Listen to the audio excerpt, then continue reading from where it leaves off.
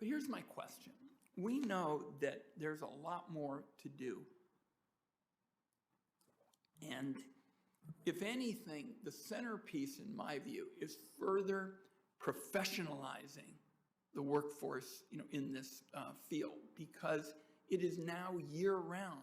The salaries we've begun to make a difference on, but I can tell you, I'm going to be in Central Oregon this weekend having town hall meetings, and over lots of rural communities, you will see signs that say help wanted, and they're still paying more than a lot of people who would work in fighting fire would make.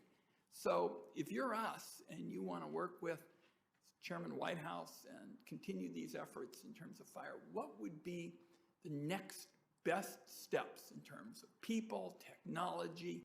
Just pretend you're in charge of the next steps in terms of professionalizing folks at the Forest Service, Bureau of Land Management, who are really doing phenomenal work on the ground, but they deserve, as you note, some more resources.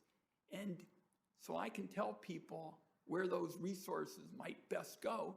Tell us what you think are the best investments in professionalism in fighting fire.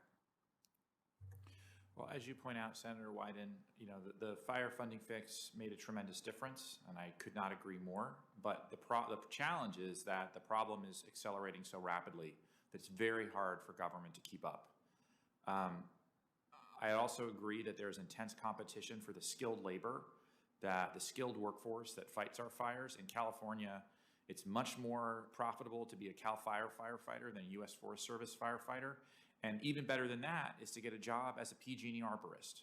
And so there is real competition for the workforce. If you know how to use a chainsaw and drop trees in a very professional and skilled way, which very few people do, especially under dangerous circumstances, there are many people that want to hire you in the West. I think the Forest Service needs to offer competitive wages. They're moving in that direction, and I think that's really important, and we need to double down on that and make sure that we are market competitive with the other potential applications. I'd say beyond that, we really need to stand up a process and programs to train the mitigation workforce. We are very good at training firefighters. We need to be equivalently good and create pathways, career pathways, for folks like Morgan Varner, who testified earlier, people who want to do the things that are what the firefighters call left of bang, right, before the fire happens. At the same time, I just note that I know from speaking with many former Forest Service firefighters that the life lived by the modern U.S. Forest Service fire professional in the current fire environment is just really tough. The mental health challenges are enormous. The separation from family strains marriages and really can break families.